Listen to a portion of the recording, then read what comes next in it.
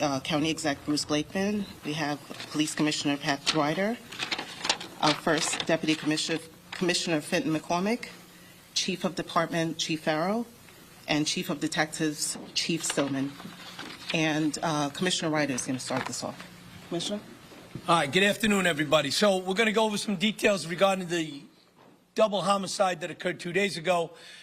There is a arrest made of that individual. Detective Lieutenant George D'Arienzo is the commanding officer of homicide. He'll open it up. He'll give you the details. Then we're going to go to the county executive, and then we'll take questions at the end. All right? Thank you. Good afternoon. I am George D'Arienzo, commanding officer of homicide. I'm going to provide the details for two homicides, two of our most recent homicides.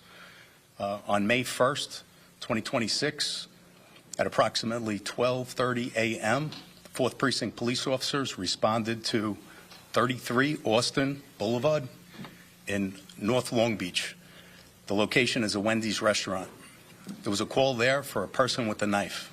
When the officers responded, they observed a young lady laying on the ground with blood.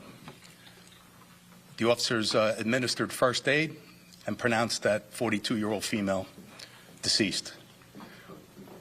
Detectives investigated further. Homicide responded to the scene, and during our investigation, we received some information, some surveillance videos, and some photos. We were working that case up when we got a phone call. We were notified that at 169 Atlantic Avenue in Lynbrook, there was a person at that location who wanted to have some police assistance. The officers responded, and that individual said he had killed somebody that night. Homicide detectives responded to that scene. They observed an individual in the likeness of the photo that they had from the scene of the murder. A short conversation ensued, and an arrest was made. During that time, that same time, information was received that this individual may be responsible for a second murder. That second murder location was 90 West Mineola Avenue in Valley Stream. Officers responded there immediately for a well check and discovered that there was a deceased female inside. Both females were killed by multiple stab wounds to the neck and torso. We're going to hold off on the identification of those females until they're properly identified. The individual arrested,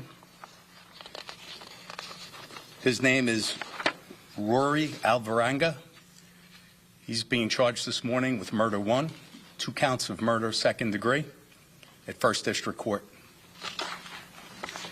Do we have any questions? Judge, we're going to let County Exec go, and then we'll take the questions. Yeah, so first of all, our hearts go out to the 2 individuals who were murdered, but I want to stress that this didn't have to happen. I know there's a lot of discussion around the country in Washington, D.C., but particularly recently in Albany concerning our 287G program that we have with ICE. This is just an example of what happens when you have open borders. So the individual who is now a defendant in this case for 2 homicides in our county came to this country in 2016 at 12 years of age. That individual was released when apprehended and allowed to stay in this country, even though that individual was an unaccompanied minor. In 2022, the federal government had a program where any unaccompanied minors that were in the United States automatically would receive papers that let them stay here legally in the form, I believe, of a green card. Here's what's wrong with that policy. First of all, why are we letting people that are undocumented into our country? Number 2, why are we letting an unaccompanied minor into our country to run around basically without any supervision whatsoever? And then that individual grows up and automatically gets legal status in our country. And therefore, this is a policy that has resulted today in 2 women being killed. One 32, one 42 years of age. They could have gone on to have very productive and happy lives. But they're no longer with us because of failed policies in the past that our state government is trying to reinstitute here in New York State. 287G in New York State has worked very well, and particularly here in Nassau County.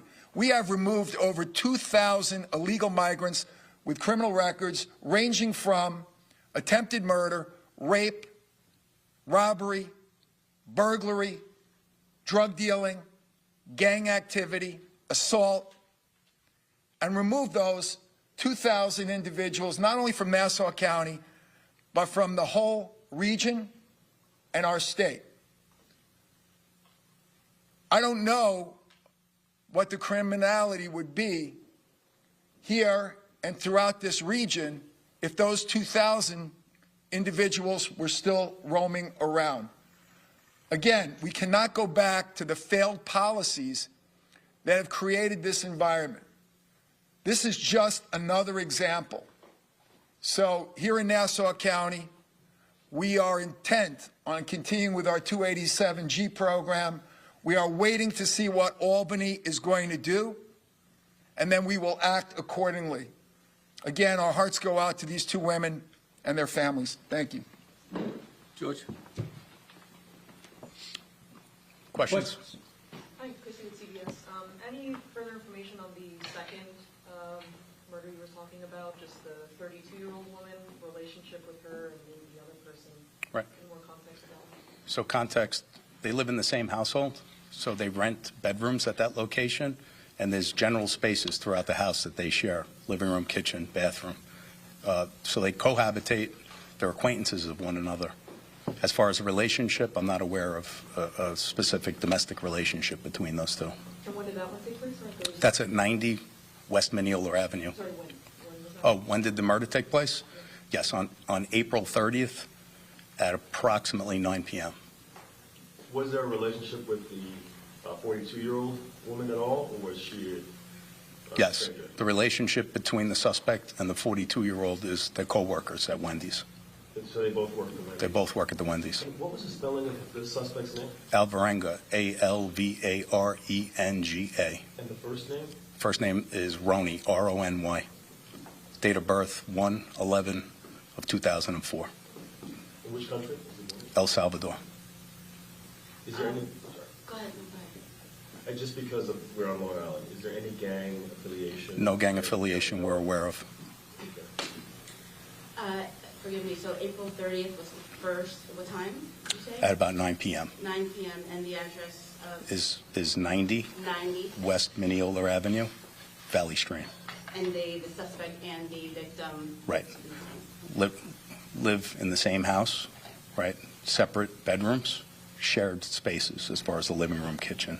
What information, sir, did you receive? You mentioned you received information about the, I guess it would be the first murder. Was that from the suspect? The first, well, so we responded, the first murder we became aware of was the location at 33 Austin Boulevard in North Long Beach. While we were at that scene, we received information that an individual who was stopped at 169 Atlantic Avenue in Lynbrook, he asked to see the police. When the police arrived, he said he had killed somebody that night. That's when homicide was notified, and we responded to that location to interview this person. Was that near or at that 7-Eleven or a 7-Eleven? Well, there may be several 7-Elevens that are in play. I'm not sure which one you're speaking to. Okay.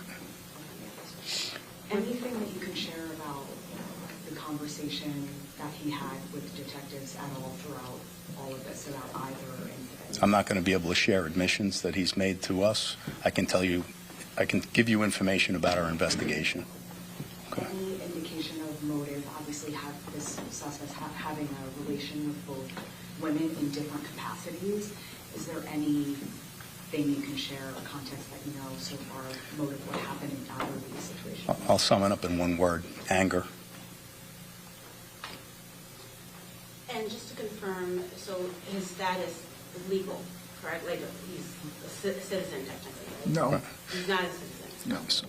Okay. Any previous arrests? Do you have issues with the police before either of these? We have no known interactions with the police, no arrests, no arrest history. R-O-M, sorry, M as in Mary, R-O-M? No, N as in Nora. Any documented mental health history? None that we're aware of. Thank you, guys. Wait, sorry, did the victims know each other? We're not aware of that. And anything generally, I know no identities on the victims, but anything you can tell us about them? Are they moms? Do they have, just kind of general? Of course. Yeah. The victim at the Wendy's, we know of 2 children she has here in the United States, an 8-year-old and a 1.5-year-old. Thank you. And the 32-year-old has no children, or? We're not aware of children for the 32-year-old. Yeah, thank you. You got it. Free Sudan! Boycott diamonds and gold! Free Sudan! Boycott diamonds and gold! We most definitely cannot forget about the people of Sudan. Thanks for watching Afro Think Tank. Don't forget to like, share, and subscribe. And follow me on Substack and Patreon for more content. Remember, it's Pan-Africanism or nothing.